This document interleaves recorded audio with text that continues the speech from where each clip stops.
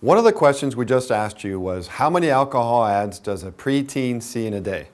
The answer is 3, every single day. By far, the most abused mood or mind-altering substance in America is alcohol. More treatment beds are filled up and more deaths are caused by this drug than any other. But we don't talk about it much because drinking is so socially accepted in our society. And how many of us role model for our kids that relaxing every weekend involves alcohol, or a hard day at work and as soon as we get home we get a drink? But did you guess correctly the answer to the next question? How much of America's alcohol do 10 to 19-year-olds drink? Did you guess over 10%? That's right, experts tell us roughly 11% of America's total alcohol is drunk by this group. How, you may ask? By binge drinking.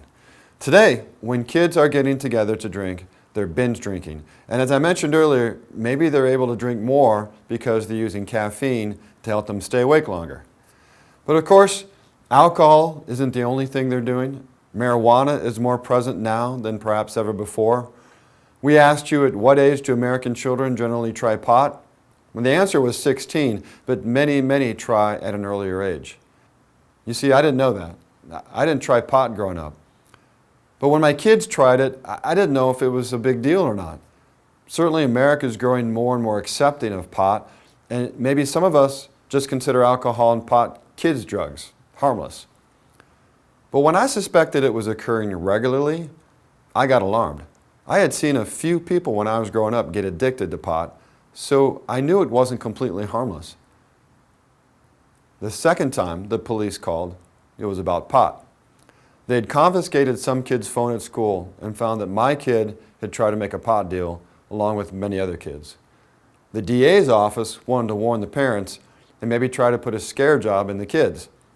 We went to the school and had to sit through an extremely embarrassing and alarming meeting with the DA and the principal. Did you know there's a law that says your kid could be charged with a crime for just using their phone, criminal activity with a telecommunications device or something like that? By the way, how did you answer the question, does your kid have a smartphone? So far in my workshops, the answer has been yes, 100% of the time. So my wife and I had to have some very hard conversations. We weren't on the same page at the beginning of this. But we ended up buying some marijuana testing kits and we administered them whenever we were suspicious. And this went along with the breathalyzer I mentioned in the first video. Of course, the marijuana testing kit didn't really tell us that much. I've since discovered it's pretty easy to pass a marijuana test. Just Google it and you'll find out how easy it is. But I believe it did curtail our kids' marijuana use. And maybe in the end, it saved us from some even bigger problems.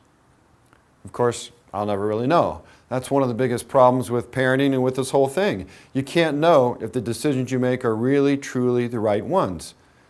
Maybe there was a better one.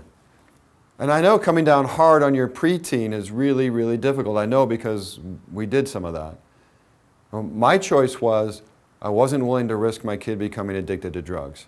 It was worth them being angry at me for a while. The danger was just too great. I'm not telling you how to parent, and we didn't do it all right.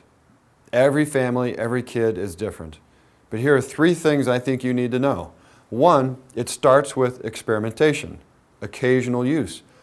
But for some, it will then become regular use and eventually addiction, and no one is immune. 2, the younger they start, the greater the chances for a very big problem later. And I mean the younger they start on any mood or mind-altering substance, including alcohol or marijuana. And 3, American society is more accepting of these drugs than perhaps ever before. Your kid will be exposed to alcohol and marijuana. What will you do about it? Well, we'll talk about that a bit later, but let's first talk about something else that probably wasn't a big deal when you were growing up: prescription drugs.